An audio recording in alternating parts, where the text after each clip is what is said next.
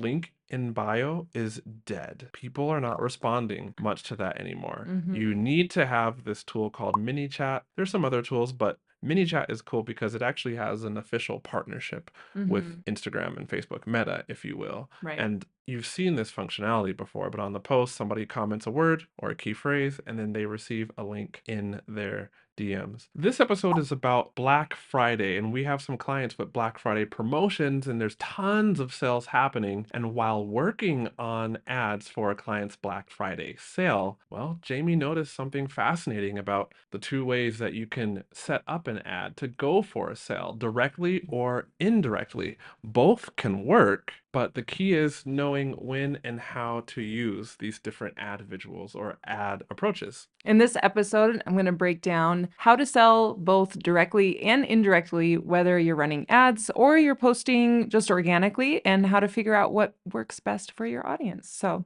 And when I say indirectly, what we mean is one is like buy this now, Black Friday sale, and the other one is maybe a value add post. And there's a call to action at the end of that value add post that says, get this thing that can help you. right, exactly. Some people like to call it backdoor selling, or there's lots of different names. So, what happened was I was looking at ads for a client and they wanted to promote their Black Friday sale. Today is Black Friday. So, if you're listening to this recording, it might be later, but they were using an organic Instagram post. Mhm. And so for their other offers, it was just a straightforward direct post that, Black Friday sale, 40% discount or whatever. But then for this one, the post that they wanted me to use, I actually didn't even see it. I initially missed it because it was so subtle. And so it While you were was setting up their ads, right. you missed the indirect one. I missed the indirect Okay. post because I was like, where's the Black Friday deal?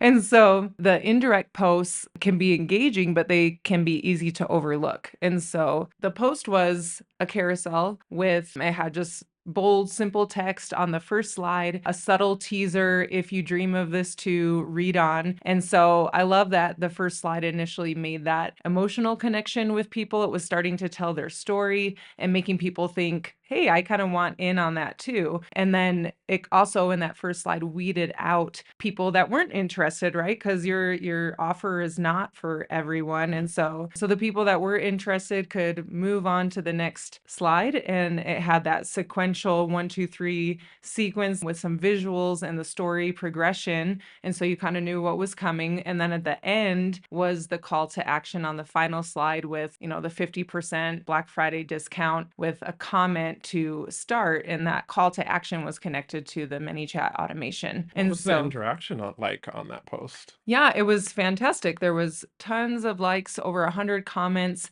showing that there was strong engagement and alignment with what that audience really desired and wanted. And you said they had like mini chat hooked up? Right, So yeah. what does that mean? So person comments start and then they automatically get the link sent to them for that special Black Friday discount. So you want to contrast that with a direct post? Right. A direct post is just on that very first image that someone sees, whether it's a carousel, a reel, on that very first, page or slide. Right there, they're going to see Black Friday sale, special for you, or whatever it is. So which works better? I think they can both work. And so, like I said, I initially missed the post just because it wasn't that direct sale like the other ones were. And so that's what I was initially looking for. But I think based on obviously that post had that kind of organic storytelling type post, had a ton of engagement on it. And so that tells me that people really resonated with that. And so I think they can both work really, really well. The direct sales is going to immediately grab your attention. Some people just want to know, hey, there's an offer, but you can run ads to both direct and indirect and just see which one performs better. Sometimes your audience needs just like that straightforward Yeah. approach, and other times they connect more with a story. I And feel like we should talk about how to see which one is performing better because it's not just looking at metrics inside of like on your cell phone, inside of Instagram. Like when you say performance, you're talking about which one is resulting in better sales, mhm. right? Or better like lower lead costs. So I want to get into that.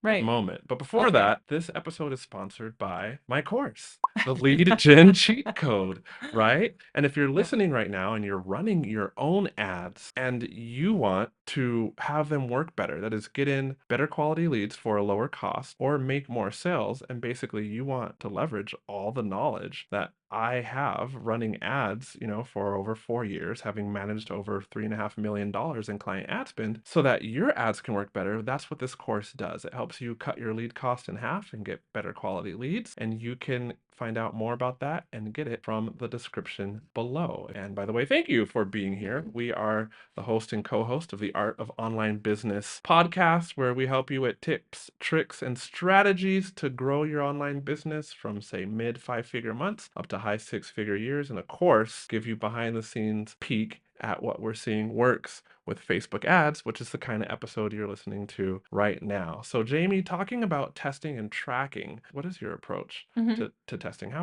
would you test both of these kind of posts? So, first of all, you need to try, if you're running organically and just posting, make sure that you do both the direct and the indirect kinds of posts, and post often, like at least 2 times. Like, don't just post once and assume that everyone has seen your ad, your entire audience. Like, your followers are going to miss it. And so you just want to make sure that you are posting frequently. And then if you're running ads, one of the metrics that we check is called frequency, right? This is the number of times that someone sees your ad in a given time frame. So if you are running to a cold audience, they want to see it 1 to 2 times, or if it's your warm audience, up to 4 to 5 times. If the frequency is too high, then your audience is going to burn out. They're just going to be like, I'm tired of you. I'm tired of seeing you. So what's a sign, Jamie, that the listener can look for that might hint that their audience is burning out? Yeah, if you notice that your lead cost is starting to go up and trending upwards, then they're kind of like, yeah,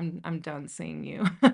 I like that you said So, trend, because mhm, sometimes from one day to the next, the cost can jump, but you do have to look right. at the trend and see, are we actually having a problem here or just a momentary blip? Right. And you can combat this too, right? Just by having more ad creative Mhm. and more ad visuals, so to speak. And then that can cut down the frequency that somebody sees any given post. And that filter of, I've seen this before, isn't triggered. And thus people are more receptive to the message. Right. And then on the other hand, though, if it's too low, people just simply aren't seeing your ad enough and they might not notice or act, right? Usually we do need to see something several times before we're kind of like, you know what, I keep seeing this and I think I'm now ready to buy. So, Hmm. yeah. Yeah, it's all about monitoring the metrics that matter. And the metric that matters the most is cost per result, cost per lead, cost per sale. Monitor that and Mhm. see how your ad is working. One thing that Jamie was sharing that I want to go back to and make sure you as a listener understand is, in this case, a client had a organic post that the client wanted us to turn into an ad. I just want to